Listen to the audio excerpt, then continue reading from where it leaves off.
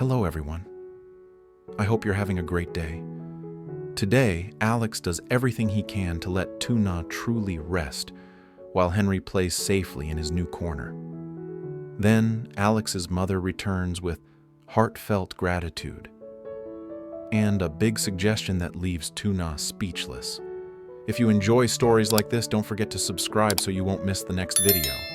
All right, let's begin. Morning at Alex's house arrived like the day didn't want to disturb anyone. Light spilled through the window. The wooden floor creaked once, and from the living room, Henry made small, busy sounds as he played. Tuna was in the kitchen, already moving with that steady rhythm she always had. She didn't look rushed, but Alex could see it anyway. She'd been carrying a lot for a long time. When Alex stepped in, she turned with a small smile. "Morning." "Morning," Alex said, and took the water cup she'd placed on the counter before she could hand it to him. He drank a few sips, then looked at her with a simple decision in his eyes. "Today," he said, "you rest." Tuna blinked like she'd misheard. "I'm fine." Alex shook his head, gentle but firm. "No, you've been running on empty. I want you to actually rest." Tuna opened her mouth, ready to argue, but Henry squealed from the living room. Her body turned on instinct.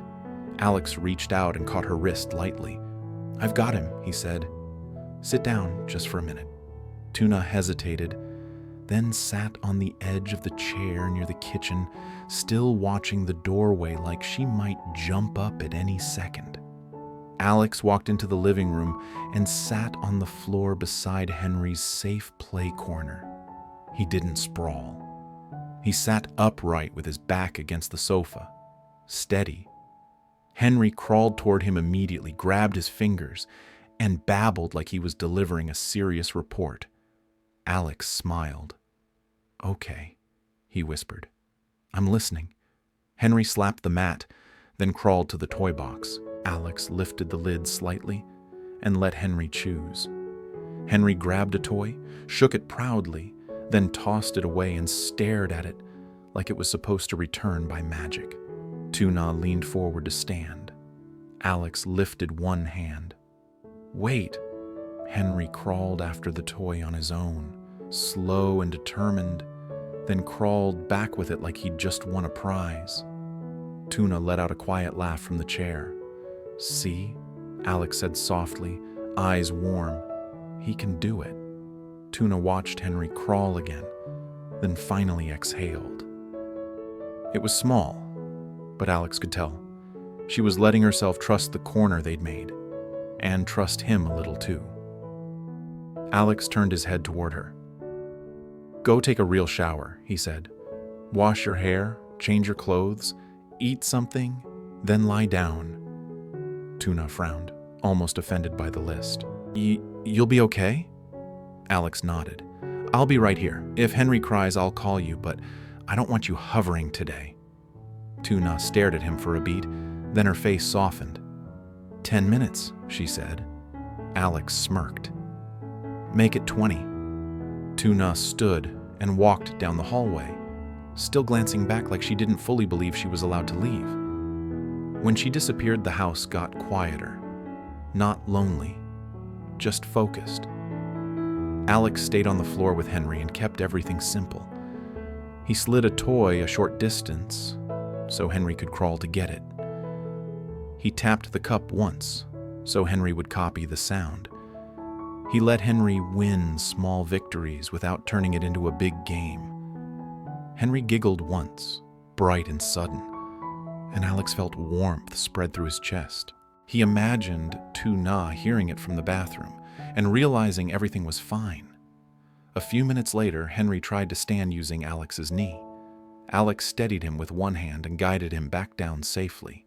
Henry protested, then immediately forgot and crawled toward something else. "Yeah," Alex murmured, smiling. "You're busy." When Tuna returned, her hair was damp and her face looked different. Not magically perfect, just lighter, like she'd taken a real breath. She paused in the doorway. and watched. Henry crawled straight into Alex's lap and babbled loudly. Alex answered him in a serious voice like they were negotiating. Tuna covered her mouth to keep from laughing too loud. "You're talking like you understand him," she said. "I do," Alex replied, eyes amused. He's saying he's in charge." Tuna laughed, and the laugh sounded like it belonged in the house. Alex pointed to the chair. "Sit," he said again. "Rest." Tuna started to protest, but Alex was already carrying her water over and setting it beside her like it was non-negotiable. She sat, still watching Henry like she couldn't help it, but she stayed seated. Henry crawled back to the toy box and began pulling things out one by one. Alex didn't chase him around. He just stayed close enough to guide him away from anything unsafe. After a while, Henry's energy dipped. He rubbed his eyes, leaned into Tuna's legs, and made a small, tired complaint. Tuna lifted him without thinking, rocking him in that slow rhythm that always worked. Henry settled against her shoulder immediately, heavy and warm. Alex watched that moment and felt something quiet and deep in his chest. Not drama, just happiness. He stood up and moved around the living room doing small, helpful things. He folded a thin blanket and put it on the sofa. He nudged the toy box back onto the mat so it wouldn't slide. He checked the padded corners with his fingers to make sure they were still secure. Tuna noticed and smiled. "You're busy." Alex glanced at her. "I'm helping. I want to." He said it plainly, like it didn't need explanation. Henry drifted off in Tuna's arms and she laid him down gently in the play corner. She patted his back until his eyes stayed closed, then sat back and stared at him like she was surprised it was that easy. Alex lowered himself onto the sofa and exhaled. The house fell into silence. Henry asleep. Tuna sitting still. Alex not moving. Tuna spoke. "It feels strange to sit." Alex turned his head toward her. "Get used to it," he said gently. "You've earned it." Tuna smiled, tired but warm. "You're acting like you're taking care of me now." Alex's smile stayed. "Yeah," he said. "For once. Let it happen." Tuna didn't answer right away. She just let her shoulders drop, slowly, like she was finally allowing herself to be held up by something other than willpower. In the living room, Henry slept peacefully in the corner they'd made for him. And beside that calm space, Alex and Tuna sat close enough to feel like a family. Quiet, safe, and happy. By mid-afternoon, the house had a softer energy. Henry crawled straight to the play corner and treated it like his own little world. He pulled a toy out, stared at it seriously, then tossed it, and crawled after it with proud determination. Tuna sat on the sofa with a cup of water, her hair still damp from earlier. She wasn't rushing. She wasn't scanning the room for the next problem. For once, she looked like she was actually resting. Alex watched her for a moment, then teased, "You're really sitting." Tuna shot him a look. "Don't ruin it." Alex laughed under his breath and nudged the toy box back onto the mat so it wouldn't slide. Henry noticed, crawled faster, bumped the box with his shoulder, then sat down hard and laughed at himself. Tuna's smile came out easily. It surprised her how simple happiness could be when no one was chasing the day. She stood to wash a few dishes out of habit. Alex stopped her with a gentle hand on her forearm. "Leave it," he said. "It's nothing," Tuna replied. "I know," Alex said, still calm. "But you're resting today." Tuna hesitated, then sat again, half amused, half moved. Henry crawled over and tugged her sleeve, then returned to his toys the second she kissed his cheek. The afternoon passed in small, warm pieces. Henry babbled, crawled, and occasionally threw a toy like he was testing gravity. Alex stayed close enough to guide him, without hovering.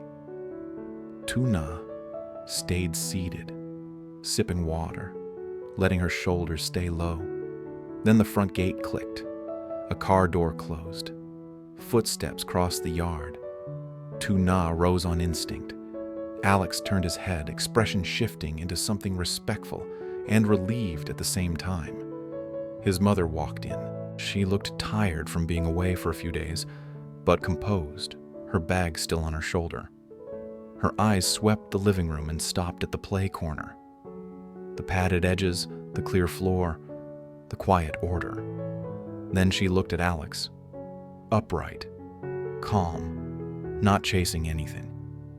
And then she looked at Tuna, still present but not worn down to the bone. Her face softened immediately. "Tuna," she said quietly. "Thank you." Tuna blinked, unsure what to do with the weight of that gratitude. "You're back," she managed.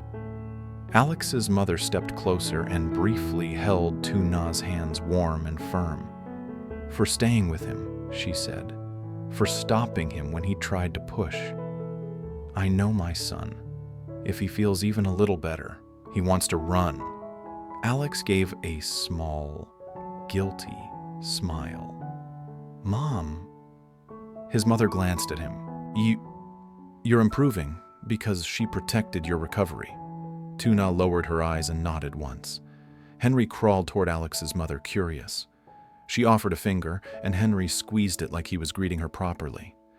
His mother laughed, surprised, and the room warmed. Alex stood and took her bag gently, then poured her a cup of water like it was the most natural thing. "Sit," he said, quiet but firm, the same tone he'd used on Tuna. His mother raised an eyebrow. "So now you listen." Alex smirked. "I'm practicing." After a moment, his mother looked back at Tuna, gentler now. "I don't want you running back and forth anymore," she said. "You and Henry can stay here. This house is safer, and Alex is happier when you're near." Tuna's breath caught. She glanced at Alex without meaning to, then looked down at her hands. Alex's mother continued, careful with every word. "I'm not asking you to change everything overnight, but I want you to know you're welcome here. Not as a guest, as family." The word hung in the air. Tuna's thoughts flickered. Her farm, the routine she knew, the life she'd built with her own hands. Then she looked at Henry, safe on the mat, and felt her chest tighten. Alex took a slow breath, emotion showing in the tightness of his jaw. He looked at Tuna with quiet sincerity. "Honey," he said softly, "I want it too. Not because you're helping me. Because when you're here, I feel calm." He glanced toward Henry's corner. "And I feel happy." Tuna sat very still, fingers laced tightly in her lap. She wasn't rejecting them. She was simply full of surprise, of fear of moving too fast, of feelings that didn't fit into quick answers. Henry crawled over and tugged at her sleeve again. Tuna lifted him and held him close. He rested his cheek on her shoulder, and that small weight steadied her breathing. Alex's mother softened her voice. "You don't have to answer right now," she said. "We can figure the rest out slowly." Alex nodded, keeping the room light. "No decisions today," he said gently. His mother raised an eyebrow. "That's new," Alex smiled. "I'm learning." Evening light dipped lower. Then Alex's eyes brightened with an idea that didn't demand anything from Tuna. "Let's do something tomorrow," he said. His mother looked at him. "What?" Alex glanced at Tuna, then at Henry, then back. "Camping," he said, "one night. You, me, Tuna, and Henry. Just to make the air feel like family." He paused, then added softer, "I want a memory that's only happy." Tuna looked up, caught off guard. Camping sounded simple and strangely meaningful. Alex's mother smiled, and the tiredness in her face eased. "That sounds perfect," she said. Henry squealed and clapped like he agreed with the plan. Then he crawled back to his toys as if the decision was made. Tuna didn't give an answer, but she didn't pull away either. Her hand found Alex's for one brief squeeze, small and honest. Alex looked at their joined fingers and didn't ask for more. "I'll arrange it," Alex said softly. "Driver, food, everything simple." His mother nodded. "We'll pack light. One night is enough." Outside, the sun slid behind the trees. Inside, the house held them in a steady calm, one that didn't force Tuna to decide tonight. It only asked her to stay close and let tomorrow come. Alex giữ cho cả ngày ở nhà diễn ra êm ấm và nhẹ nhàng, luôn ở gần góc chơi của Henry và đảm bảo Tuna cuối cùng cũng được sự nghỉ ngơi thật sự. Henry chơi đùa vui vẻ trong không gian an toàn, khiến ngôi nhà trở nên nhẹ nhõm và yên bình hơn rất nhiều so với trước đây. Buổi chiều, mẹ của Alex trở về sau vài ngày vắng nhà và vô cùng biết ơn Tuna vì đã chăm sóc Alex, giúp anh không tự ép mình quá mức. Thấy Alex hạnh phúc hơn hẳn khi có Tuna và Henry bên cạnh, bà nhẹ nhàng đề nghị họ ở lại sống hẳn ở đây thay vì phải đi đi về về. Alex đồng ý và cũng ngỏ lời mong Tuna ở lại, không phải với vai trò người giúp việc mà vì ở gần cô khiến anh thực sự hạnh phúc. Tuna bối rối và xúc động, không biết nên nói gì, chỉ ôm chặt Henry khi dần hiểu ra ý nghĩa của những khoảnh khắc ấy. Không ép Tuna phải trả lời ngay, Alex đề nghị cả gia đình, anh, mẹ, Tuna và Henry cùng đi cắm trại một đêm, mong muốn tạo lên một kỷ niệm giản dị nhưng ấm áp bên nhau.